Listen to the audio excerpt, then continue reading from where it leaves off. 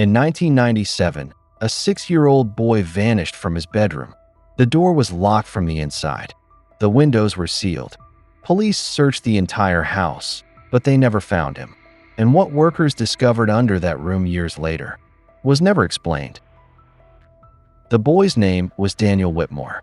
He lived with his parents in a small suburban house. Nothing unusual about the family. No history of abuse. No signs of trouble. On the night Daniel disappeared, everything seemed normal. His mother tucked him into bed around 9:20 p.m. His father checked on him again before going to sleep.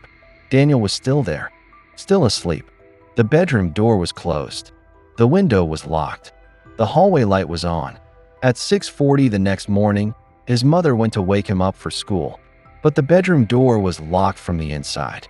His parents had to force it open, but Daniel was gone. His bed was still warm. The blanket had been pushed aside. Police arrived within minutes. They searched the entire house. Every room, every closet, the attic, the basement. Nothing. No broken windows. No forced entry. No footprints outside. Not even fingerprints that didn't belong to the family. Detectives considered the possibility that Daniel had wandered out. But that didn't make sense. The locks were still secured, and the house alarm had never been triggered. Weeks passed, then months. Search dogs were brought in. Divers searched nearby lakes. Volunteers searched the woods. But Daniel Whitmore was never found. Eventually, the investigation slowed. Then it stopped. His parents moved away 2 years later. The house was sold. At first, nothing unusual happened, until a family moved in 8 years later.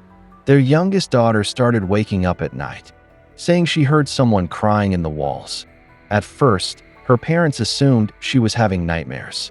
But one night she said something strange. She said the crying was coming from the floor, from the exact room where Daniel had slept. Her parents ignored it, until the father started hearing something too.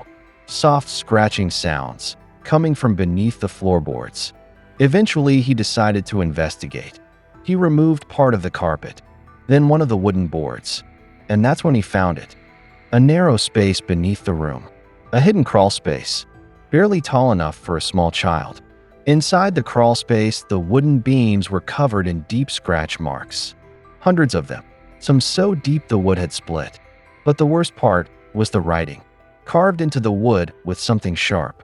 Over and over and over again.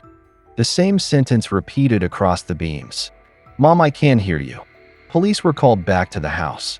Investigators searched the crawl space carefully, but there were no bones, no clothing, no remains, no explanation for where Daniel had gone.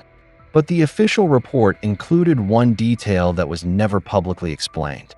While officers were documenting the crawl space, one of them heard something, a faint sound coming from deeper under the house.